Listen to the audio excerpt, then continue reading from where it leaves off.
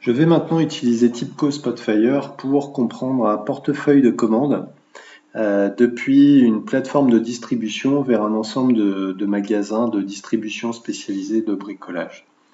Donc on va voir à travers de cet exemple comment on peut découvrir des choses qui se cachent à l'intérieur de masses importantes de données.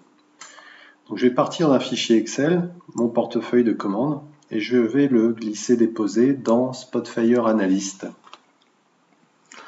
Voilà, donc les données se chargent en mémoire. Spotfire utilise des technologies de compression des données qui permettent de travailler des masses importantes de données en mémoire, même sur un poste local. J'ai ici une interface qui me permet éventuellement d'effectuer des retouches sur les noms des colonnes, des lignes, de modifier les formats ou éventuellement définir des lignes d'en-tête où il y aurait des lignes, où il y aurait des colonnes. Voilà. Je ne vais pas faire de modification, je vais continuer et charger les données en mémoire pour pouvoir commencer mon analyse.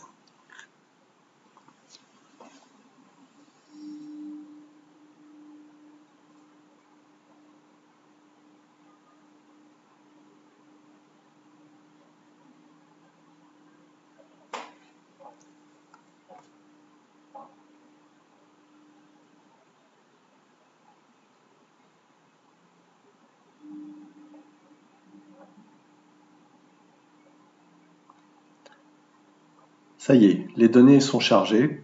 Une visualisation m'est automatiquement proposée. Je vais en faire abstraction. Je vais plutôt vous montrer ici sur la droite les filtres. Donc pour chaque colonne de la table de données que je suis en train de travailler, j'ai un filtre qui a été créé. Donc j'ai des filtres par exemple sur des points de vente, sur des numéros de commande, sur des codes articles, des types de commandes, etc. Et chaque filtre est défini en fonction du type de données qui est contenu dans la colonne. Donc je peux très bien avoir des sliders comme ici, ou avoir des coches ou des listes déroulantes à choix multiples. Maintenant, je vais essayer de comprendre ce qui se cache dans mon portefeuille de commandes. Donc, j'ai à ma disposition un certain nombre de visualisations ici dans la barre d'outils. Je vais commencer par celle-ci, le map chart, qui va me permettre, grâce aux données géographiques qui sont contenues dans mon portefeuille de commandes, de localiser les clients. Donc là, j'ai des points violets qui symbolisent chacun de mes clients, donc des points de vente, magasins de distribution bricolage. Et je vais pouvoir personnaliser cette carte. Je vais pouvoir, par exemple, aller chercher une notion de revenu, de chiffre d'affaires. Et puis, ici, je fais un glisser-déposer vers la carte sur l'icône de la taille. Voilà, de cette façon, j'identifie tous mes points de vente qui sont mes clients et je vois le chiffre d'affaires qu'ils réalisent, donc je peux facilement localiser les plus importants. Maintenant, j'ai peut-être envie d'aller un peu plus dans le détail. Donc je vais sélectionner un ensemble de points de vente qui m'intéressent, ceci par exemple, voilà, une zone qui est dans l'ouest de la France. Je vais faire un clic droit et je vais aller chercher une visualisation détail. Et là, j'ai à nouveau l'ensemble des visualisations qui me sont proposées. Je vais pouvoir utiliser par exemple le Trimap. Le Trimap, donc comment je vais l'utiliser? Je vais essayer de comprendre la répartition de mon chiffre d'affaires. Donc j'ai toujours mon chiffre d'affaires, mon revenu qui est ici sélectionné dans le filtrage. Donc voilà, je vais venir déposer ça sur la taille. Et puis je sais que j'ai des notions de catégories de produits. Voilà, j'ai 4 catégories de produits différentes. Donc c'est du bricolage, donc j'ai de la décoration, de l'outillage, du jardin et puis de l'aménagement.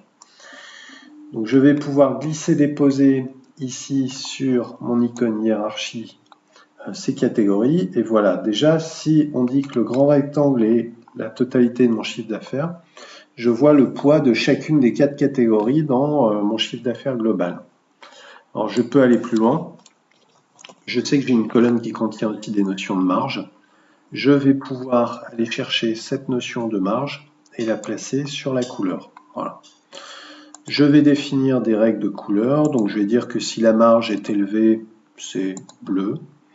Si elle est moyenne, je vais mettre du bleu clair. Et puis si elle est rouge, si elle est mauvaise, je vais mettre du rouge. Donc là, c'est intéressant parce que déjà, j'ai une vision très précise. Je vois la catégorie Room, aménagement, qui est bleue, donc la marge est élevée et le chiffre d'affaires est important.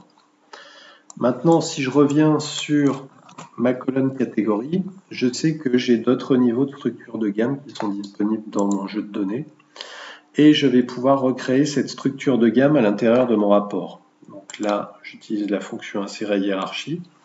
Je vais aller chercher les notions de département et de famille, qui sont les niveaux inférieurs de la structure de gamme. Je vais appeler ceci, cette hiérarchie, je vais l'appeler gamme. Donc le résultat de cette action, c'est que j'ai un nouveau filtre qui s'appelle gamme, donc avec mes différents niveaux. Hein, dans la déco, je retrouve les tapis d'entrée, etc., etc.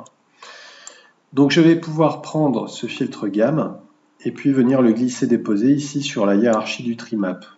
Voilà, donc le résultat de ça, c'est que maintenant j'ai un slider ici sur le côté de mon trimap et je vais pouvoir descendre en granularité dans ma gamme de produits. Donc là, j'observe ce qui se passe au niveau département, qu'on peut appeler rayon en français, et au niveau famille de produits, donc à une granularité plus fine. Alors c'est intéressant parce que je vois ici des familles de produits avec des chiffres d'affaires importants et des marges plutôt élevées. Et au contraire, je vois ici le rayon Kitchen Worktops, donc les plans de travail, sur lequel en fait j'ai une marge qui est extrêmement mauvaise. Donc je vais pouvoir continuer l'analyse et aller jusqu'au niveau article. Donc pour ça, je vais sélectionner une autre visualisation, les nuages de points. Jusqu'à maintenant, j'ai construit par glisser-déposer. Je montre une autre façon de sélectionner les mesures sur les axes. Je vais choisir ici, sur l'ordonnée, je vais choisir la marge. J'ai la possibilité de modifier l'agrégation. Je peux choisir une moyenne.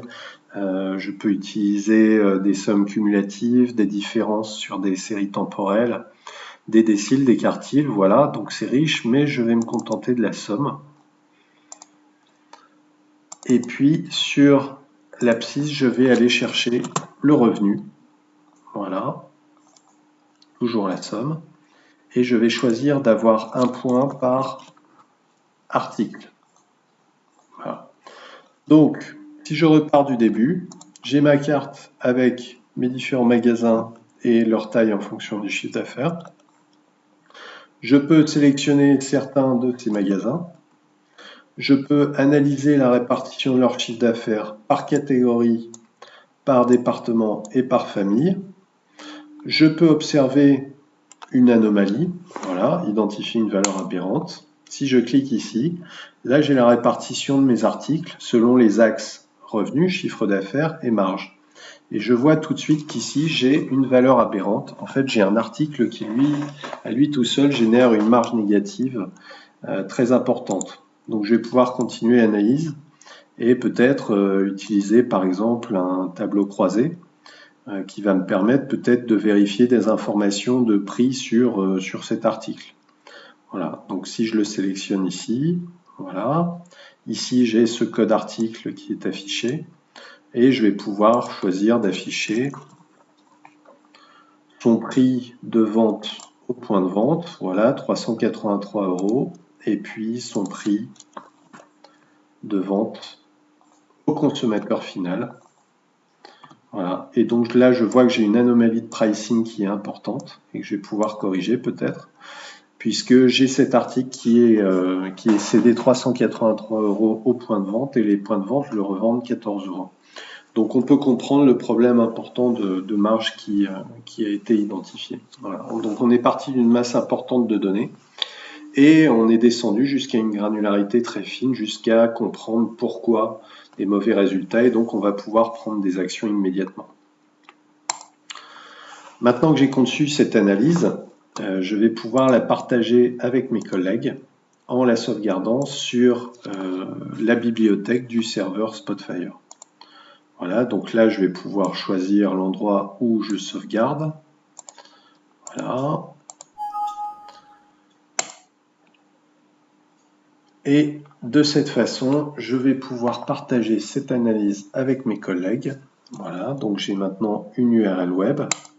Et des collègues qui ont un simple navigateur web, ici c'est Chrome, ça pourrait être Firefox, Explorer ou d'autres, je vais pouvoir en fait ouvrir cette analyse dans mon navigateur web et je vais pouvoir la consommer directement. Voilà, donc maintenant je ne suis plus l'analyste, je suis simple consommateur. Je peux me loguer dans la librairie et je vais voir mon rapport apparaître.